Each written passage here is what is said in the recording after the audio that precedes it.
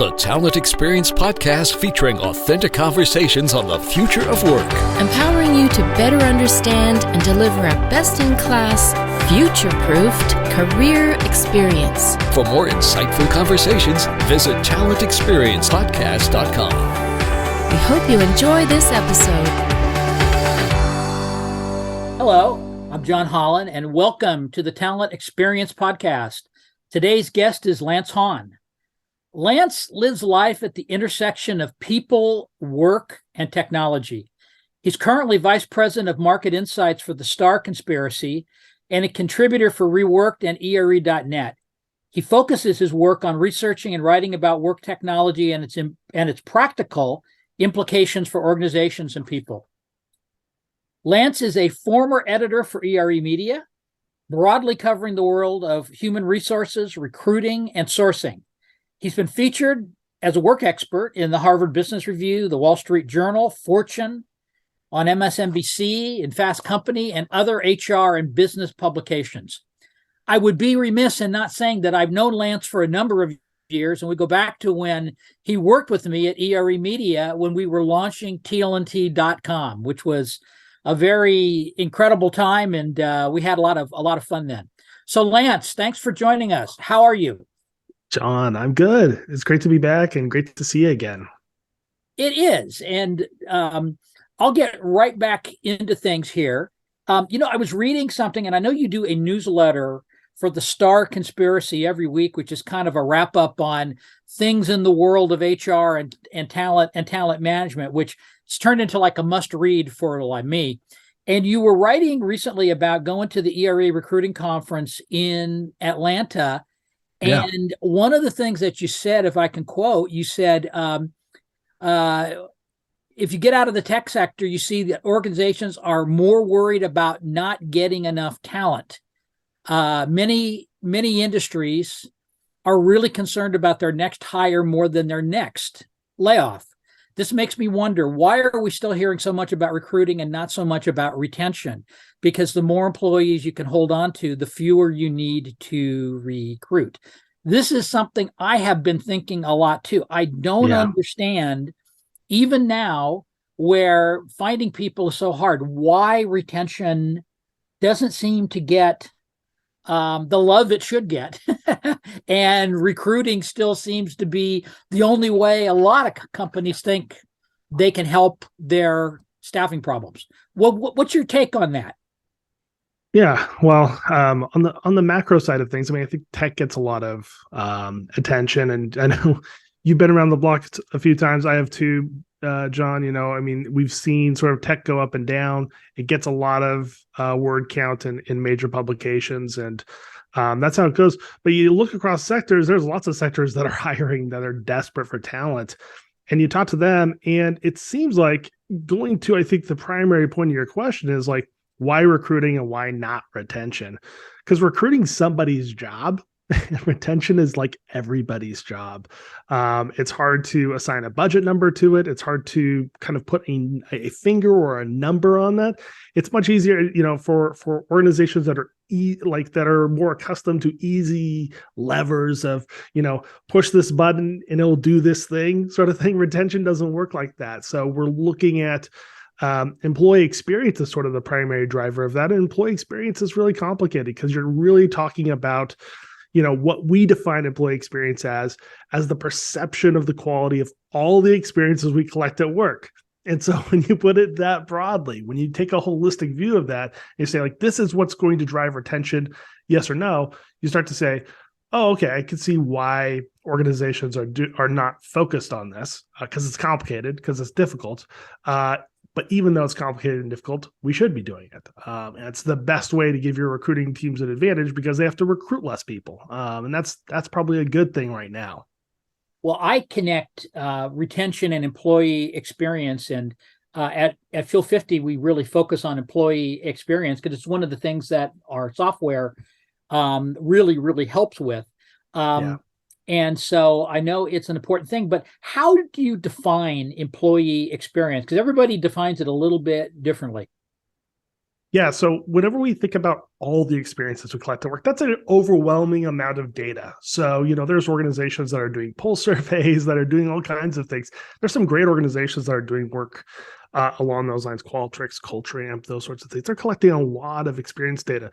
But actually, what we have found through our research and through lots of other people's research too on employee experience is that employee experience is really defined by these key moments in a person's career. When they join a job, when they're at a transition point, when they're moving in or out of the workforce. Think about a family medical leave issue or something along those lines.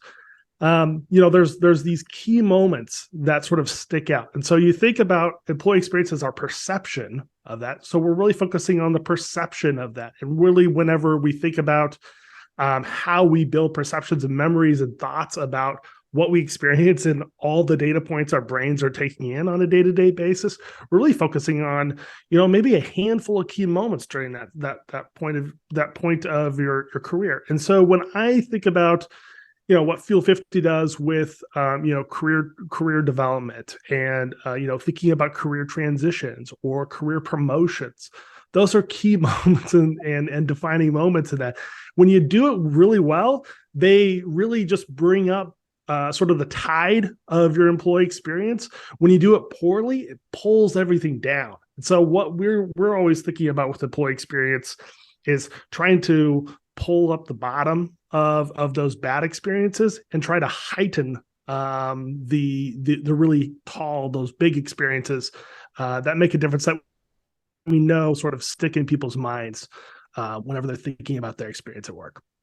Well, I know that I really like the connection between employee experience and retention, because as somebody who's worked in a lot of jobs over a few years, I remember so many times starting at a new company, and when you were in the interview and maybe even when you first started the job, you'd ask about the future, and they didn't want to talk about the future. They were focused on the here and now, what you're going to do in the job that you just got hired for. And if they talked at all about the future and your future job path, career path, they would talk in vague terms about, what might come up. And it was so vague that they could never be held responsible for it.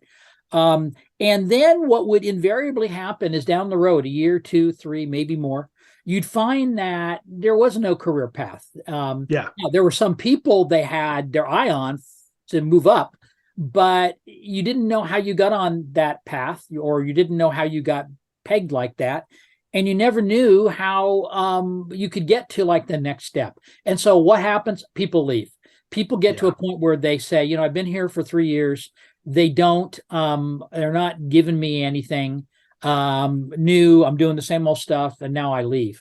I always used to tell people when I started a new job, I'm going to stay here for a year and a half, and then I'll reevaluate.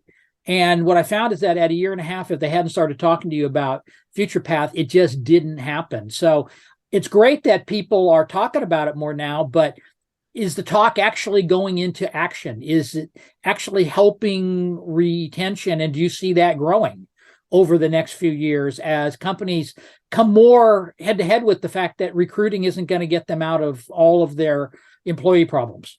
Yeah. Well, I mean, we're getting to a point where we're going to hit a talent crunch at some point. So, we see a lot of organizations dealing with this now.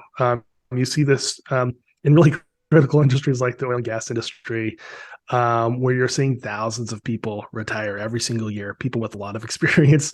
And they have to start thinking about, what they have to do, because it's not just about, we'll just go hire somebody to do this. There's nobody to hire. And so, for some industries, it's sort of that, that foundational level of their organization. They won't survive if they don't do that. So you see a lot of action there, John. I'm sure your guys' research shows that as well. What I'm less not concerned about, but I'm seeing less of is this sort of thing where you see a lot of people basically not getting the opportunities to not necessarily even move up. I think lots of organizations, especially in early career, transitions or early career opportunities, don't give people the ability to explore. I think what we see a lot of organizations trying to do is trying to add some more definition around, how you move up inside the organization, but also how you move around. Are there rotation programs? Are there project-based, things that you can work on to experience a different role inside the organization, even temporarily? So we're seeing more of that. How much that's helping retention, I haven't seen a lot of data on. I'd like to say that yes, we are navigating that way, but outside of industries where it's just essential, I'm not seeing a huge push for that. I'd like to see more, and I think we will have to see more, because at some point we're going to lose. We're still losing. Across the entire workforce. 10,000 plus employees every day to retirement, and we're not getting that many from Gen Z yet. So we're getting into a talent crunch here. You're seeing workforce participation rates at really low rates, and so at some point you run out of people to recruit. And I see this, I see this at Amazon too. You look at their warehouses and that sort of thing, and they're running out of people inside of some of their markets. And so you talk to their talent leaders, and they're like, we're still probably a year or two behind, automating enough stuff to catch up with jobs. And so we have a real challenge. You can only increase pay so much to match the job. So there's a lot of challenges in the industry right now. We should have you back at some point, and we could have a great talk about Amazon and their talent management practices, because it would be a fascinating discussion, I am sure. But on the retention front, one of the things that you hear a lot about now is skills. People don't have the right skills, and that people need to be, reskilling, getting trained more, all of these things, and that the lifespan of skills is much shorter. As someone who watches these things real quick, do you think skills are a big problem? Do you think companies are trying to get their hands around it? Are they getting their hands around it? Where do things stand with skills, reskilling, and things that used to be called learning and development? Yeah, it's a good question. So we did some research within the last year with another vendor in the space on skills in particular. What we found is companies feel like they've got a good handle on the skills landscape. So they feel like they've got it under control for the most part. They know what skill they've identified what skills they need. They've got a plan for filling it. What isn't happening is that's not getting translated to the employee level. And so employees are nervous. Employees are thinking about this. And to your point, they're not getting communicated what's the plan. What's the if you're in a skill set that is constantly being updated, what's going to happen whenever if you're a developer and you're working on let's say the Swift programming language, it changes. New things are added to that every single year. How am I going to stay up to date? If you don't tell me, I'm going to assume, if you're not communicating with me, I'm going to assume that you don't have a plan for this. You might have a plan, but you're not communicating it with me. I'm going to look for an organization that does support me. And so you see a big gap between where employers think they are on skills and where employees are assessing how their organizations are doing there. So huge issue there. I think a lot of it has to do with communication, but a lot of it just has to do with I think organizations still aren't 100% on this trend. Well, it's funny because you hear people like Josh Burson and a lot of folks like that talking so much about skills and reskilling and the need, and companies need to do it. And while it's great that they're trying to, wow, it's a huge problem if the fact that they're doing that and that employees have a role in that, a big role, isn't sort of seeping down to the employee level. It makes you wonder about internal communications when those things don't happen, because skill, just to reskill people, it's not cheap. It costs money, and it takes time. Yeah, it takes huge amounts of time in planning and resources, and most importantly, communication, open and honest communication about hey, this is the type of role that we see sunsetting in a couple of years because of that. Instead of telling you it's going to sunset and just tell you, hey, good luck, in a couple of years and hoping they'll stick around with you. You're like, here's the plan. What we're going to do with this role is we're going to change it into this new role that we're anticipating.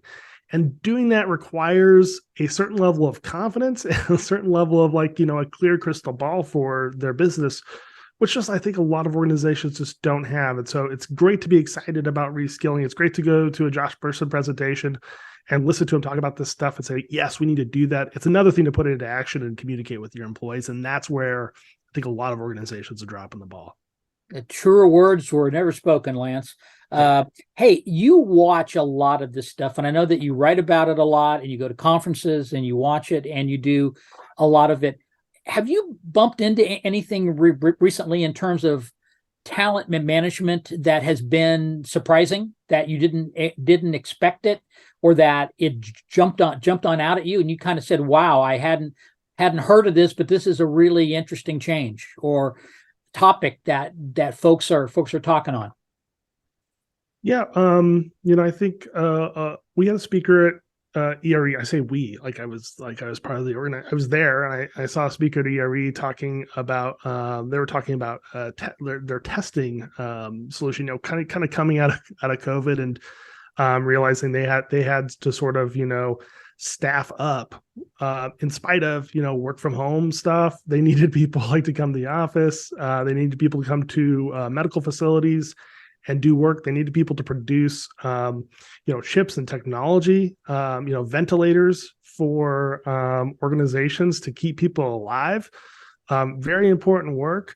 And so they just, the really interesting thing there too was just how they spun up sort of a data layer to understand where the shortages were, understand on a regional and site basis where they needed technology and how quickly, when you have the resources and sort of the crisis mentality, what you can do when put to work. And so what I loved about that presentation is it showed what amazing things can happen when it's sort of that, almost like that wartime, progression and promotions inside the organization and trying to figure out how to do really big stuff in small periods of time to save as many people as you can. It just shows that if you can do it in those circumstances, if you could put the data in place, if you can get the visibility into the workforce, I mean, not just your workforce, but the workforce in general, who is out there that can actually help us produce ventilators. And then you could apply that and get people hired and get them into buildings where they have to work together, face to face with a pandemic raging to save people's lives.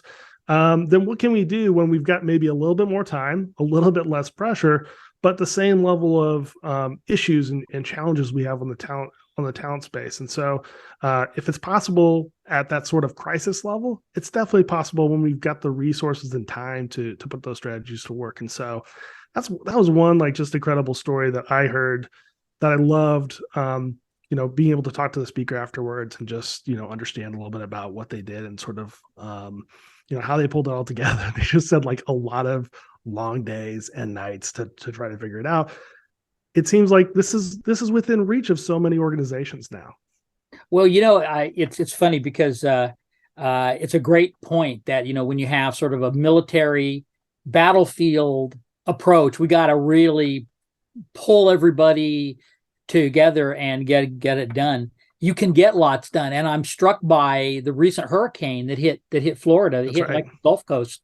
And one of those islands that had a community that the people were completely cut off. They had a new bridge built in 3 days.